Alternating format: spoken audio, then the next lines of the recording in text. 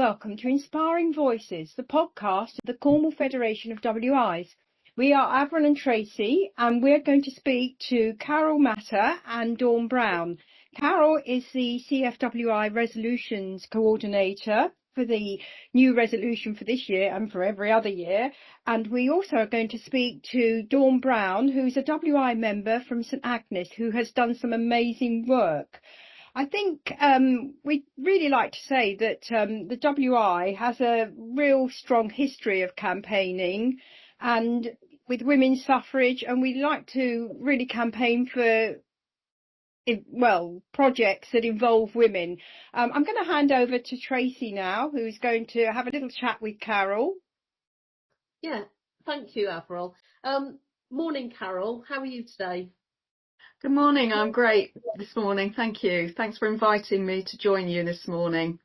No, it's really great to speak to you. And I know after attending the recent Resolutions Roadshow, this year's resolution is something that I think everybody will be feel very passionately about. Do you want to tell us a little bit about what the proposed resolution for 2025 is and the things that each WI should consider when they're deciding how they should vote for it this year?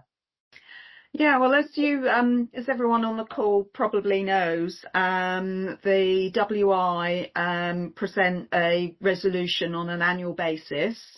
The resolution comes up from our grassroots members level and goes through a series of voting to see whether it's going to be adopted. And this year, the most favoured resolution from members across the country was Bystanders can be lifesavers. So this is a really sort of interesting and important resolution that can be well developed into a campaign. And I think the best place for me to start is just to explain what the resolution's all about. So I'll do that first and then go on to give a bit more detail about the background for why this resolution has come about. So, believe it or not, there are over 30,000 out of hospital cardiac arrests a year in the UK. And unfortunately, less than 1 in 10 people survive. Women have a lower chance of surviving than men, which is, I think, a real key thing when we're talking about WI members supporting this resolution. But what is key is that early cardiopulmonary resuscitation, which most of us know as CPR, and the use of defibrillators can more than double the chances of survival. So the WI is calling on its members to work together to increase public confidence and training in the delivery of CPR, and to work with local organisations to help improve access to defibrillators in their communities. And I think this is something that Dawn's going to talk about a little bit later. But by doing that would give every person the best chance of surviving a cardiac arrest. Some of the things that WI, so at this time of the year, we're in April, the process is between now and the national conference is that WI groups should be debating and discussing and then voting on this resolution as to whether they support it. So I know that around the county there'll be people having their meetings, and the sorts of things that perhaps might come up from members or members might want to consider is, what is a cardiac arrest and will this really make any difference? So the resolution roadshows did cover this in quite a lot of detail, but I'll just try and summarise it quickly. So a cardiac arrest is an electrical problem in the heart. And there's very much evidence that bystanders, so if you're out in the community and you see someone that's unconscious, and you take steps to establish whether they perhaps might have had a cardiac arrest, that bystander response can have a huge impact. women in particular who go into cardiac arrest in a public space are less likely to receive CPR from bystanders than they would do from a bystander if a man had collapsed. And this is felt to be due to two things: either failing to diagnose the heart attack, because the symptoms of a heart attack in women are different from men, which is actually something that the resolution doesn't fully cover, or worrying, particularly if it's a man that approaching a woman, that they would be, seen to be inappropriately touching a woman around their chest area. In terms of why the resolution is promoting CPR, believe it or not, less than half the population in the UK, or half the adult population in the UK, have never learnt CPR. This is despite there being training available in communities, and also the British Heart Foundation has a very short 15-minute video on how how people can get basic instruction. So really that's the key reasons why WI members should think about this resolution thoroughly and decide whether it's something that they want to support. I would like to mention that when WIs vote, and it is a WI group vote at this point of the process, not individual members, that they don't have to vote for the resolution. If they think that something is, there may be something that's more worthy for nationally the WI to consider as one of its campaigns, they could vote against the resolution, or they may have other reasons for voting against the resolution. The other option is that all WIs have a link delegate that goes to the national meeting, which is online this year, and they can give that link delegate a discretionary vote, so that following further debate and discussion at the national meeting, that link delegate can vote on their behalf. But I think there's lots of really good reasons to vote in favour of the resolution, and it is something that I would consider that WIs locally can, well, either as an individual member or as a group, get really involved and behind. Yeah, I must admit, having attended the Resolution Roadshow, I was just very impressed by the fact that there is this 15-minute video that we can all just watch, and that's something we can watch at our own WI meetings. I mean, I'm not medically trained. I know that Avril, you are a medical professional, aren't you? So you have a lot more knowledge than I have about the benefits of CPR and how important it is. Yeah, I mean, obviously it was my job. I was an advanced life support provider, and I used to teach ILS as well in the past, in my previous life. I think it's just so important, and I think the trouble is people are afraid. I think you just have to get it into your mind that you can't really do anything wrong. Even if you find somebody collapsed, you're not in the position to diagnose whether they're having a cardiac arrest. But if someone is unconscious and you start CPR on them, you're not actually going to do any harm. And I think this is what people really need. And if they don't need it, they'll wake up and tell you that they don't want their chest thumped or whatever. But I think the thing is to think that whatever you do, you're going to benefit. You can't actually do any harm. It is fear, but I think you just need to get over it. I mean, the other thing that does put people off, and which you don't have to do now, is what we used to call rescue breaths. And people are very against sort of breathing into someone else's mouth.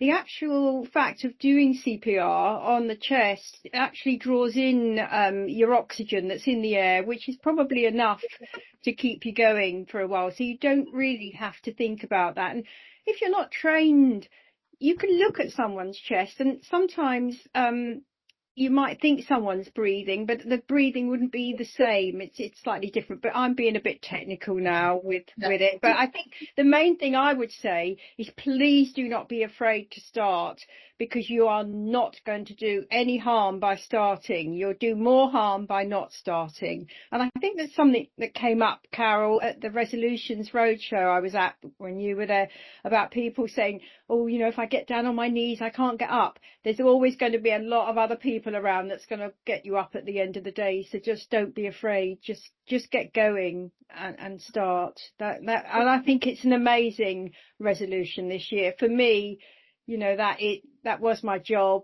and I've seen the benefits. And did we also say at the Resolutions Roadshow that the defibrillator, if you don't need the defibrillator, it won't actually do anything? Is that right? That's correct, yes. There's only two rhythms really that a defibrillator will work for, and that's when it's electrical. It's what we call, it depolarizes, it stops the electrical currents, and then the heart kicks in and does it itself. There are some things that only CPR will work for. And it will tell you, the little machines tell you whether it's a shockable rhythm or not. There are some rules with a defib, but it's very easy to use, and you just need to know the rules basically. But CPR, you know, CPR you can do without any equipment, and that's the main thing, is that you can start that process of helping someone's recovery without any equipment first of all. And I think, Avril, you were going to ask Carol talk to Carol about what the WIs can actually do regarding this resolution, weren't you? Yeah, what do you think, Carol, that, you know, we should be doing in our WIs? Getting some more training and watching the video? Well, I think the video is a great start. So that's it's called Reviver, isn't it? And it's easy to find on the British Heart Foundation's website. Because I hadn't seen it until I went to one of the road shows. What I was quite impressed with is it's not just a listen and watch type of video. There is an interactive part of it where it actually gets you to practice some chest movements, and it videos you from your phone or your camera while you're doing this, and tells you whether you're getting the rate right or not. So I think that's, you know, that would be even just quite a fun thing to do at a WI meeting. If people could get an organisation in to deliver some additional training, that would be great. People might not want to do that. They might prefer to fundraise maybe for some training or a training organisation, fundraise for a defibrillator, and I think Dawn might talk a little bit more about this in a minute, but if you're in a community where there are already quite a lot of defibrillators, they do need maintaining, and maintaining costs money. So it could be that that your fundraising is towards that.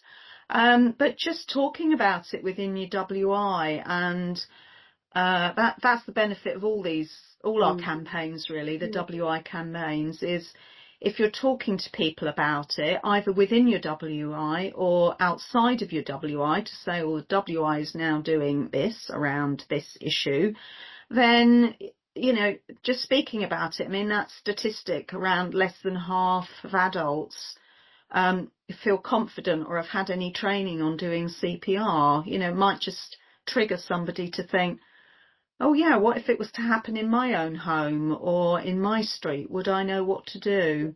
Um, so yeah, I think somebody else came up with an idea of, if you were having a coffee morning, promoting the WI campaigns, and this lends itself quite well to that. And you could maybe have the short video or one of the resus dummies. I think it That's was quite. another Yeah, that's another thing that came out, was Yeah. that there are less female dummies Yes. than there are men. So Yeah. even if people have had training, they've probably only ever had the training on a male dummy. So possibly again fundraising for more female dummies for those training organisations. But I think like you pointed out there, Carol, just talking about it, and already for me, having attended the Resolution Roadshow, it's just been so thought-provoking, because I was exactly the same as you. I thought, what if this happened in my own home? So I think just the talking about it is so important. But you mentioned there that Dawn has come here to tell us about some of the things that they've done. And I know, after having spoken to Dawn myself, they've done some, and I say the community in St Agnes has done some amazing work. And, do you want to tell us a little bit about, tell the rest of us and those people listening a little bit about what you've done in St Agnes, Dawn? Yes, at the parish council meeting, we were looking at the emergency plan, and we'd recently had a new councillor who was a paramedic, and he asked the question, how many defibrillators are there in St Agnes and where are they? We didn't know. And that was really the start of it. And as a paramedic, he sort of gave the figures that we've already heard, that only 1 in 12, I think it is, actually survive a cardiac arrest outside of a hospital environment. And he also, as a paramedic working on the ambulance system, said that mean response times are not being met. And in South West, because of the landscape, and particularly in Cornwall, that our statistics are even lower for ambulance response times. And every 1 minute's delay in giving CPR gives a 10% less chance of surviving. And we realised we hadn't got enough defibrillators because we are a large parish. So it was a matter of getting on with the job. What I would say that WIs can do is, you've got to get to start to raise this money, and you've got to get people on board. It's a hard thing to do just by yourself. Approach your parish and town council. They may have the figures, you may have enough defibrillators, but it's quite frankly highly unlikely. And they can be a facilitator. And it started off that funds obviously had to be got together. There was a lot of work doing about where we needed defibrillators. And then we approached local companies and organisations. Some of them had defibrillators, but they were inside locked buildings, and they were only available when they were operating, say, like our local boxing club.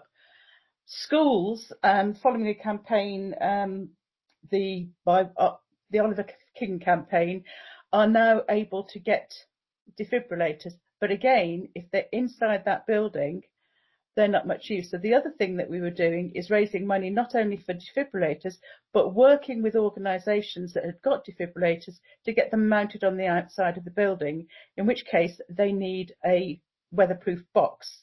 So some of the funding was going to a weatherproof box. Between approaching companies, donations from individuals, we built up some of our 10 defibrillators, some of them had got expired batteries, some of them hadn't got the pads intact anymore, and we built it up to 47. So we've massively increased the coverage within the parish of defibrillators. Defibrillators have instructions on them. They are so easy to use, and the emergency services have details of where all they are. We also realised ours weren't on a database, and there's a database called the Circuit, which is the one that the NHS Emergency Services and John Ambulance use. So we've got them all registered. So if you ring up the emergency services, they will know where the defibrillator is, and they will know the access code for it. They can do that for you. So a lot of it was approaching individuals, getting them, in companies, getting them to sponsor this. And then we got to the stage where we know that these things are going to need replacing. The batteries are going to need replacing after about 5 years. Where you're mounting them outside, they need a power supply. We talked to the people where we were mounting them. It costs about £10 a year to actually fund them, which keeps the light on so that they're visible, and it means if the temperature falls below 5 degrees, it keeps them, there's a little heater that will come on and keep them warm, because that's their operating temperature. Since we've expanded the defibrillator network, we know we have saved directly 2 lives, which is, it doesn't say it's a low number, but for those people, it's a very important number and their families. So I think that's amazing, Dawn. And am I right in saying, am I right in saying as well that you've had a recognition in St Agnes for the amount of work you've done, or the amount of defibrillators? Yes. I'm probably not explaining it very well. Let you explain it. So the amount that we've gone through, Paul, who was the paramedic concerned, has had is being videoed by the British Heart Foundation and doing podcasts for them. But we then moved on to the next step, because the parish council, although they were sort of holding the sort of money and whatever initially, because it's going to be very difficult, if you're applying for grants, you've got to have somebody who's going to be able to sort of hold that money for you, and we don't want to do that as individual WIs. It'd be far too complex and difficult, even though it is a local thing. It's now going on to being a community interest company. So there's 6 directors of that. We've now, because we've got to fund the continuation, we've got these defibrillators out there, and it's no good if they fall into disuse like the previous 10 did. And replacement pads are about £50 if they're used. Batteries need to be replaced every 5 years. So the community interest company has now got little posters and stickers with a little, well, it's got 2 QR codes on. One links you to the website that tells you about the project, and the other one is to donate.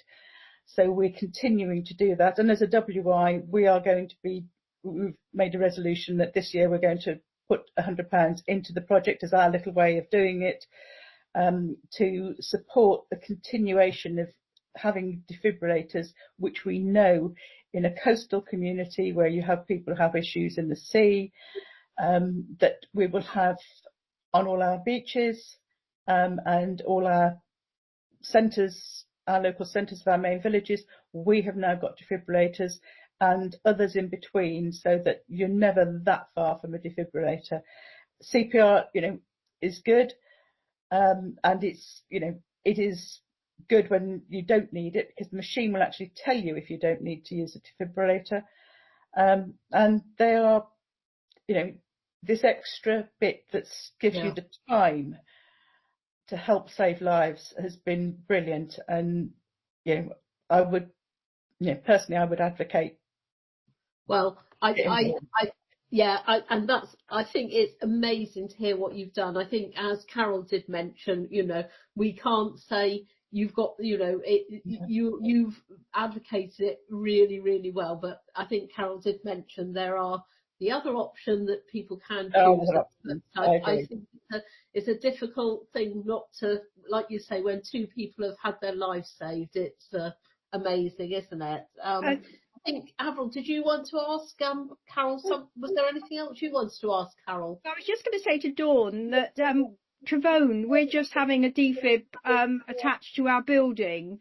We've done some negotiation with a company that runs it in Travone itself. So there'd be one at one end of the village, and we're having the other one at our end, but they're funding it. We're just allowing them to put it on the wall, basically, outside, but it's going to be funded for being looked after. So that's all worked out really well. So that means that, Travone village now has 2 defibs, and it is quite a small village. But so we've started on that route. But I was just going to ask Carol, if Cornwall hasn't really done, I think we talked about, it was quite a number of years ago that Cornwall put a resolution forward. we probably should be encouraging people to think about how, about putting a resolution forward. Do they come through you if they've got some ideas, or how do they go about it? Yeah, I'm really keen to encourage our members to think about future resolutions and campaigns. It's the sort of thing that, if you feel passionate about an issue, particularly if it relates to women and girls, don't just, sit there and not do anything about it. Don't keep yelling at the television that this isn't just and it's not fair and it's not right. If there's something you feel is important, why not package it up into a WI resolution? So it's quite a simple process. Yes, you do need to do a bit of research about your subject, like the person who's submitted this year's one, some statistics around it, why is it important, etc. But if members can think, I have got this idea, they don't, they can run it past me first. They do need the backing of their own WI, so they need to talk about it to other WI members and ideally get a second WI to support it as well. But if it's something that an individual thinks is important, then you're probably likewise going to get some support from other members. It's only a 2-sided A4 application. You don't need to, it's not a 10-page essay. And submit it, get it to Cornwall Federation, and then the time frame for next year. So if you're listening to this now and think, oh, I've got a really good idea, I'd like to get this as a resolution for 2026, you need to get it submitted by the middle of September. So give it a go. We have submitted a couple in the last few years, but we could always do with lots more ideas. There is also a local resolutions process, so if it's something specific to the county, they could put it forward for that. But don't be, fearful. Wouldn't it be brilliant if, this time next year or in a couple of years' time we could say, this is our resolution this year. This is the national resolution, and it came from a member in Cornwall. That would be just fantastic. And there's no harm if you feel like from the 4 shortlisted ones this year, if you think, oh, I would have backed resolution number 2 rather than number 1, or whichever way round they were. There's no harm that you can't sort of rework something. Just because it hasn't got through in the past doesn't mean that it's not important. But do think about whether your idea is topical, timely, whether it lends itself to having the full support of the National Federation of WIs, and if it's something that WI members can get engaged with if it is successful. So please do provide me with some ideas. I run this, I run social media for the CFWI. I mean, perhaps it would be a good idea if I perhaps started to promote something like that on Facebook and on the blog. That would be brilliant. That would be brilliant. And although September seems a little way away now, we're in April. If you think about those stages that I said that people perhaps need to work through, the earlier you can, and it gives you the opportunity to tweak your wording and your title, because I think this is quite a really good, strong title this year. Bystanders can be lifesavers. So that title needs to be snappy as well. Yeah.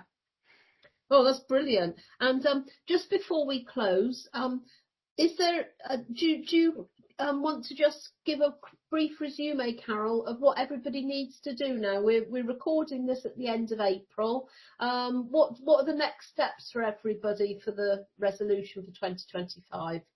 Yeah, so the next steps are that during your April or May WI meeting, you should be discussing and debating this resolution.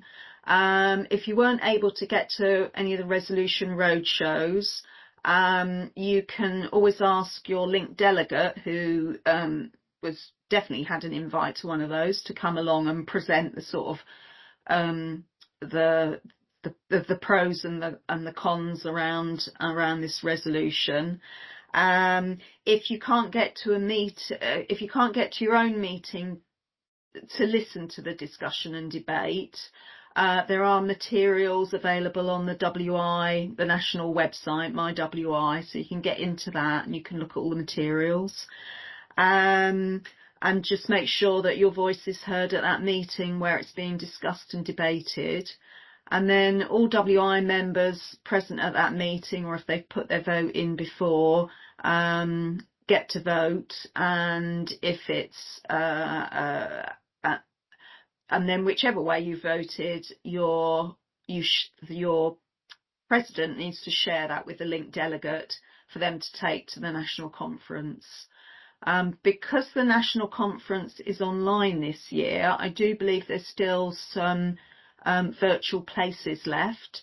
So again, if you want to continue to follow the debate and the discussion on this year's resolution and see what the vote is from all the WIs around the country, you can obviously do that.